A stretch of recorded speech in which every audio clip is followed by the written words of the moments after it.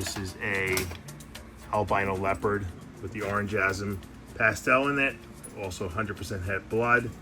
Let's see if we can pull this little girl out here. Oh, one of the nicest albinos I think I've ever produced. Albino leopards, that is.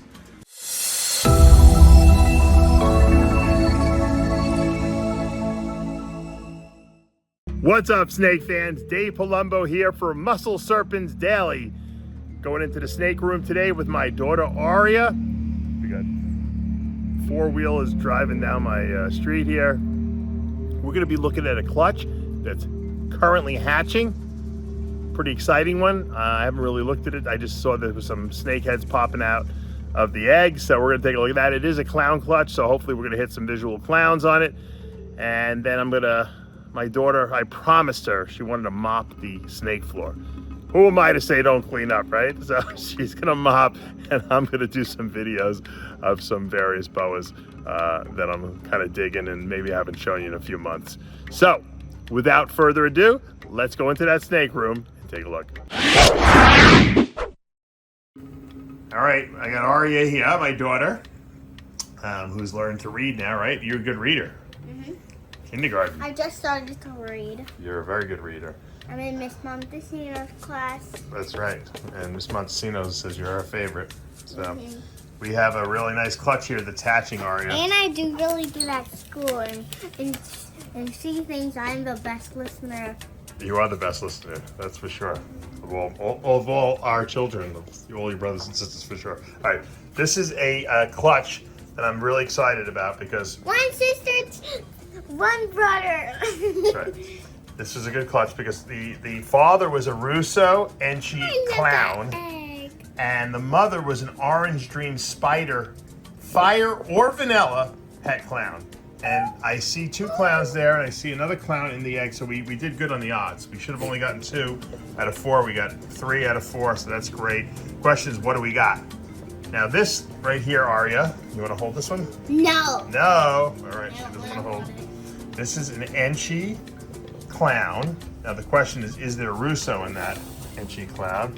That is the question, which we don't know. We're gonna have to wait till it probably sheds out. Yeah. And make a more informed guess. I love that egg that's popping out. This is not a clown. This is a het clown. But if I had to guess, it probably. It wagged its tail. Well, remember everything is. It wagged its tail. This might be a vanilla. I think we have vanilla. I don't think we have fire. I think this is vanilla. Yeah, I think it wags its tail. That clown? Yeah, I think it wags its tail. Yeah. And this little clown here is really the coolest one of them all, actually. Obviously, there's spider in here. I would say that's spider, orange dream, vanilla, Russo clown. I would say that I love baby eggs. I love baby snakes because baby snakes are really cute. Wow, that one's soft. Yeah. This one's very unusual colors, so I have to believe this vanilla. I don't think it's fire. Fire's more yellow. Daddy, this looks like vanilla. Daddy. Yes, Aria. They're different than Dad. This one's different than that one. They're all different, yeah. So that means that one's a sister. Those ones are brothers. But we haven't sexed them yet, so we don't know what they are, brothers or sisters. But this is, I think, spider, vanilla, orange dream. I know how to do clown. And there could be Russo in here. So this is one of my favorite one. This one's a really nice Enchi. Oh, and there could be Enchi in here too. I didn't think about that. But this is definitely I know how to do a clown. back walk over. You do know how to do a back walk over. We start with our legs apart and then go back. Yeah, let's not do it in the snake room, please. And we kick over. Yeah, don't do any flips in the snake room. Yeah, I could. This one is very light. This one probably is Enchi Spider, Orange Dream Clown, possibly Russo in there.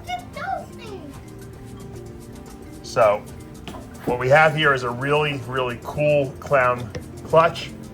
We're not really sure of what everything is because the Russo. I'm really good at gymnastics and school. Yeah, yes, you are. But we're talking about snakes now, right?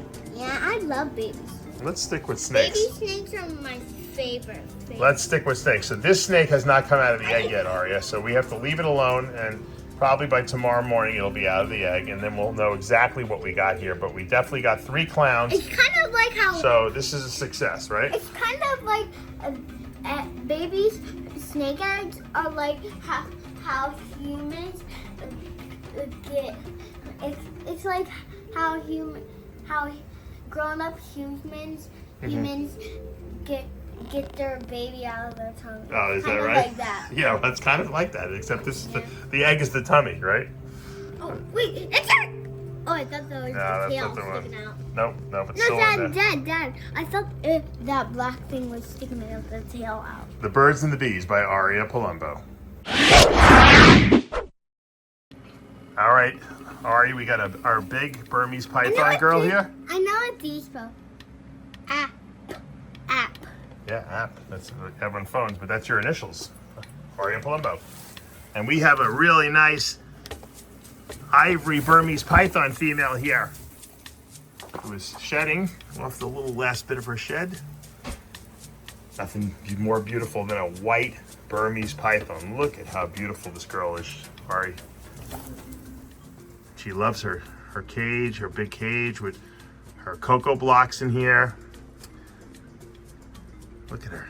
We got to change her water bowl though, right? She needs a little more water. This girl's, I've been growing her up. I produced her a couple years back. She is doing awesome. I can't wait till she gets through. Actually, she'll look really cool, really big too, because nothing better than a cool, big white snake. I know what this one spells on the bottom. What does it spell? A-T. Act. That's right. See, Ari's practicing her reading. Very good. All right, I wanted to show you guys a little update on this blue line boa that I produced. It's another boy. I always show you my other one that's like crazy white looking and everything. This guy is really nice too though. He is completely saturated his whole body with that blue pastel, which kind of looks purplish on camera, but in person it's a little more blue. But you know what? I have to tell you, the older he gets, he's getting a little more yellow in him, and he's starting to get like, the blue is turning a little more purple, definitely, but the saturation is incredible. Just really nice looking. There he is. Actually, it looks much better like this. Take him out of the tub. It's just his whole body is just completely saturated with that blue pastel. And whereas normally all that color in between the saddles would be like a whitish. And he's just got, there's not a single speck of white on it. It's just all filled in. It's just kind of bizarre looking, really cool looking. It looks almost like this, it looks like a blood albino, really is what it looks like. There's so much saturation. I wonder what, if we got blood into this blue line, it probably would be insane. Okay. Here's a blue line female. So you saw the male before. This is a female. She's got a lot of saturation. Hopefully she doesn't bite me because she's all messed up. So, but I'm gonna take her out anyway. I want to show you guys how beautiful she is. She's bigger than that male was. Let's see. Take her out here. Yeah, look at that. Look at those blues and purples in her. The whole body, complete. All this is all just filled in with like this blue purplish color, and just a beautiful looking albino. Once again, it does look like, it looks like there's blood in there. I mean, that's how, and that's all line bred. That's a line bred, or we call polygenic trait, meaning it's multiple genes. It's not just one gene that causes that coloration.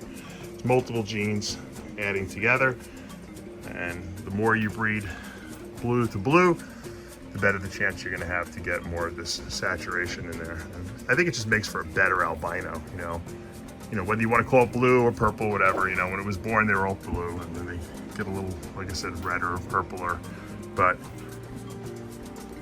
it's like a next level albino is what it is. All right, while we're looking at pretty snakes, here's a Motley het leopard head albino. That's of the call line albino. I love the way the het leopard interacts with the Motley gene. It just gives you that cool striped animal. This animal looks like there's some kind of like crazy gene in it. And the funny thing is, it's just Motley with one copy of leopard. You can't see the one copy of the albino. It doesn't show itself, typically. But you get this really nice striped animal. These sell really well because they're not expensive.